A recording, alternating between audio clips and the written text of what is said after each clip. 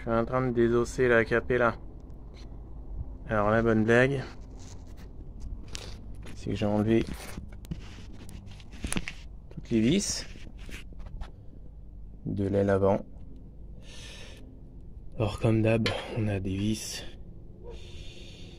qui sont sur le dessus de l'aile. Ça c'est vraiment normal.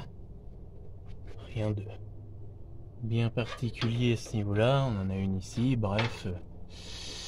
Et puis on en a une là. Sauf que ils m'en ont caché une ici.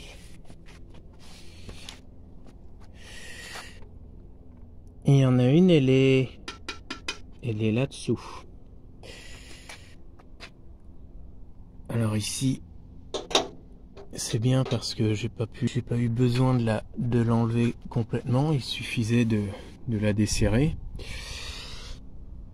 En bas, tout va bien. Au niveau du pare-boue, bon, c'est accessible. Il y aura un petit peu de boulot ici, mais bon, comme je vais sortir l'aile, je vais y voir plus clair. Mais alors pour aller chercher celle-ci, c'est rigolo.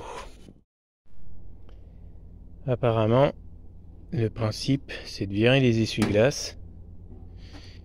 Comme ça, on peut pousser le tablier. Alors toute cette partie-là, on peut la décaler comme ça. C'est une grosse galère. Mais juste pour avoir un boulon, apparemment, il faut tout désosser. Alors j'enlève les deux essuie-glaces et j'ai essayé de pousser le tablier. Il y a aussi des clips en plastique.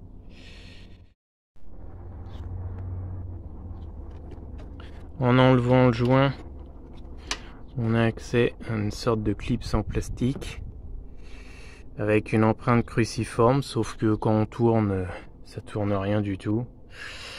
Alors je tire dessus et puis j'y vais à l'arrache.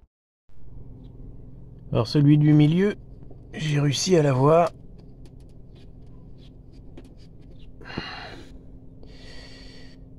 Alors ça c'est la partie vis, il reste la partie clips.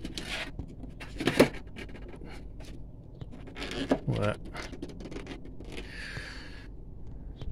Donc il y en a 3 en tout, un à chaque bout, un au milieu. Voilà le petit clips, alors il est un peu cassé, évidemment. Mais comme ça m'énerve, je vais pas y passer 2 heures.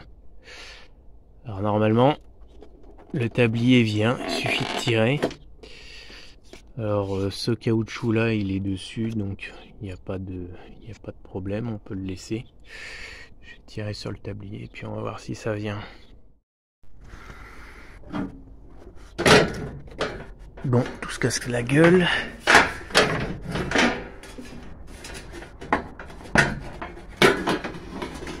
Voilà.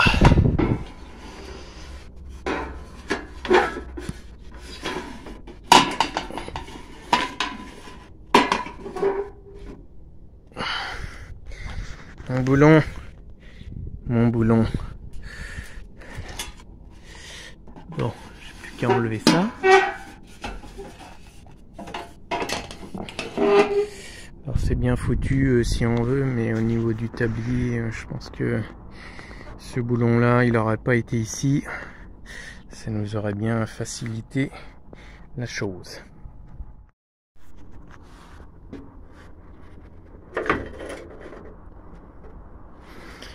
Je dépose l'aile. Et encore, petite opération à faire puisque j'enlève le répétiteur. Sinon il faut que je déconnecte ici, mais avec le câblage, je vais galérer. Je vais plutôt enlever le répétiteur sur l'aile. Pour enlever le pare-choc, j'ai enlevé les 4 boulons de 10 ici. Je vais commencer par enlever là-dedans le boulon de 12 qu'on voit ici. Et en fait ça tenait encore et j'avais pas vu. Il faut aussi enlever celui-là. Ça change pas grand chose. Je le saurai pour la prochaine fois. Trop beau, trop beautiful.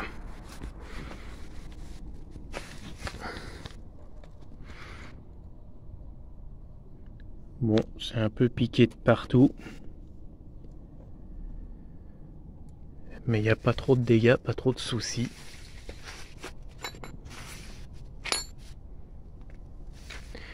Pour une voiture qui a 40 ans, et surtout pour une Mazda qui a 40 ans, c'est quand même pas mal. Alors là, il y avait un tas de merde entre l'aile et le bas de caisse. Alors, nettoyeur haute pression pour commencer. Et puis maintenant c'est propre, par contre c'est bien rouillé quand même.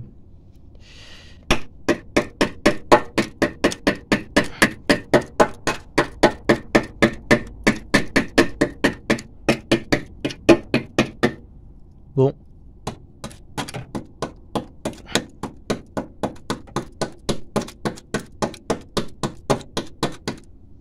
Ça a l'air encore assez solide. Il n'y a pas de trou en prévision. C'est déjà bien.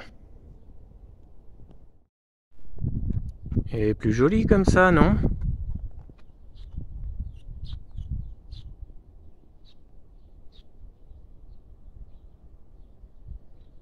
Je suis pas sûr que les gendarmes apprécient que je roule comme ça, mais je roulerai bien comme ça. Ça fait un look Terminator.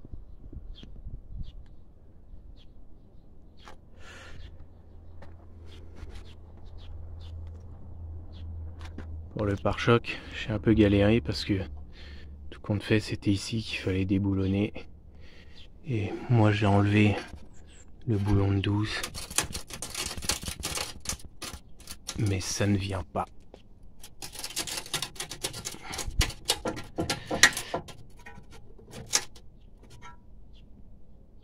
Bon, je vais pouvoir faire du nettoyage là-dedans.